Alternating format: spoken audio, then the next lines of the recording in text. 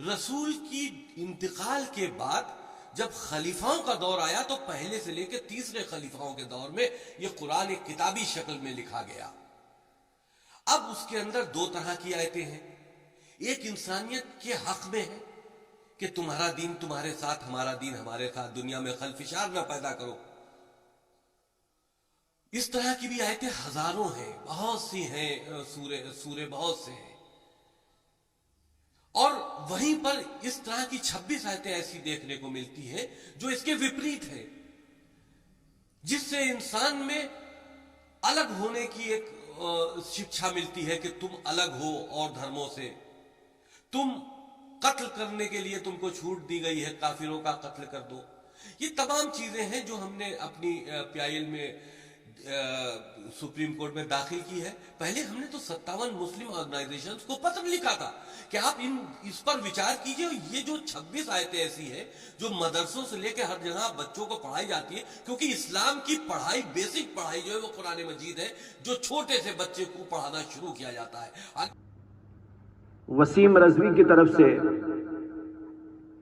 جو یہ بات اٹھائی گئی ہے اور پھیلائی گئی ہے کہ قرآن مجید کے اندر 26 آیتیں ایسی ہیں جو اللہ کا کلام نہیں، اور اس کو حضرت ابو بکر نے، حضرت عمر نے اور حضرت عثمان غنی نے اس کو اپنے اپنے زمانے کے اندر داخل کر دیا، اور اس لیے داخل کر دیا کہ یہ جہاد کی آیات ہیں، وہ لوگوں سے جہاد کریں، کافروں کو ماریں اور اپنی حکومت بنائیں۔ اس کے لیے انہوں نے سب کچھ کیا تھا۔ اس کے اندر دو دعوے ہیں اس کے، لیکن سب سے پہلے تو سوال یہ ہے کہ دعویٰ کرنے والے کا دعویٰ اسی وقت میں مقبول ہوتا ہے، قابل قبول ہوتا ہے، جب اس کی کوئی دلیل ہو۔ ایک دعویٰ تو اس نے یہ کیا کہ 26 آیتیں یہ اللہ کی آیتیں نہیں، اور اس کو ان حضرات نے اس کے اندر داخل کر دیا قرآن کے اندر۔ اور دوسرا دعویٰ اس نے کیا ہے کہ وہ انہوں نے اس لیے داخل کیا کہ اس کے ذریعے سے وہ اپنی حکومت بنانا چاہتے تھے، اپنی طاقت بنانا چاہتے تھے، اور ظلم زبردستی کرنا چاہتے تھے، اور جہاد کے عنوان پر لوگوں کو مارنا چاہتے تھے۔ اس کے لیے انہوں نے کیا، یہ دو دعوے کیے۔ لیکن اس شخص نے کسی بھی چیز کی دلیل بیان نہیں کی۔ اگر کسی کے ذہن میں ایک بات آ جائے یا خود وہ کوئی بات تراش لے اور اس کو بیان کر دے، تو کیا اس کا نام کوئی حق ہے؟ اس کا نام انصاف و دیانت ہے؟ انصاف کا تقاضا، دیانت کا تقاضا، عقل کا تقاضا، قانون کا تقاضا یہ ہے کہ وہ اس کی دلیل بیان کرے۔ جب تک کوئی دلیل نہیں بیان کرتا، اس کی بات کیسے معقول ہو سکتی ہے؟ یہ انتہائی نامعقول آدمی نے ایک انتہائی نامعقول بات کہی، بلکہ بے ایمانی کی بات کہی، کافروں والی بات کہی، اور یہ کہہ دیا کہ یہ قرآن کی آیتیں نہیں۔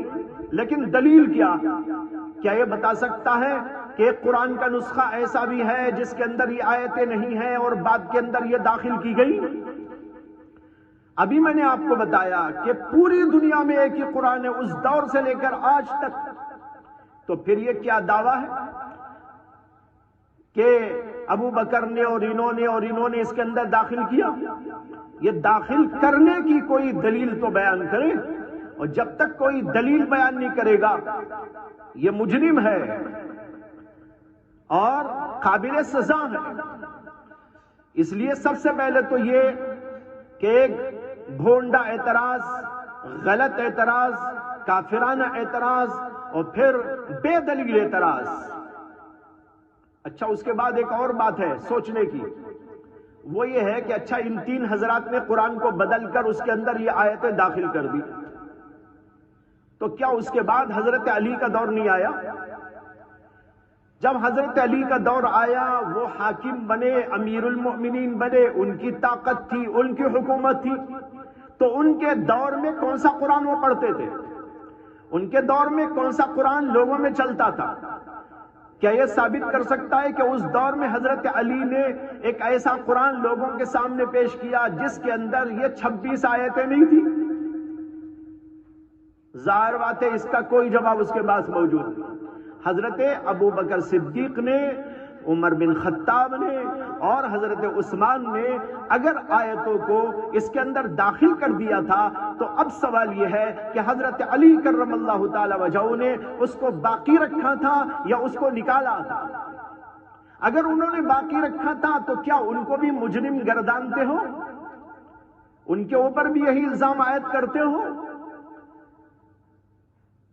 ہم تو یہ سمجھتے ہیں کہ حضرت علی کرم اللہ تعالی حق پرست، حضرت علی کرم اللہ تعالی وجہہ بڑے ہی زبردست قسم کے انسان تھے اور وہ شیر خدا تھے۔ تو وہ شیر خدا نے اپنے زمانے حکومت کے اندر اصلی قرآن کو کیوں نہیں پیش کیا؟ اسی قرآن کو کیوں رکھ کے اس زمانے میں وہ پڑھتے پڑھاتے رہے اور اسی کا رواج ان کے اندر بھی کیوں رہا، ان کے دور کے اندر بھی کیوں رہا؟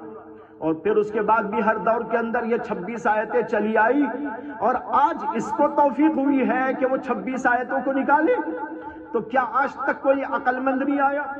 آج تک کوئی حضرت علی کرم اللہ تعالی وجہہ کا فرزند نہیں آیا؟ کیا آج تک کسی کے اندر امانت و دیانت کا ذوق اور شوق نہیں پیدا ہوا؟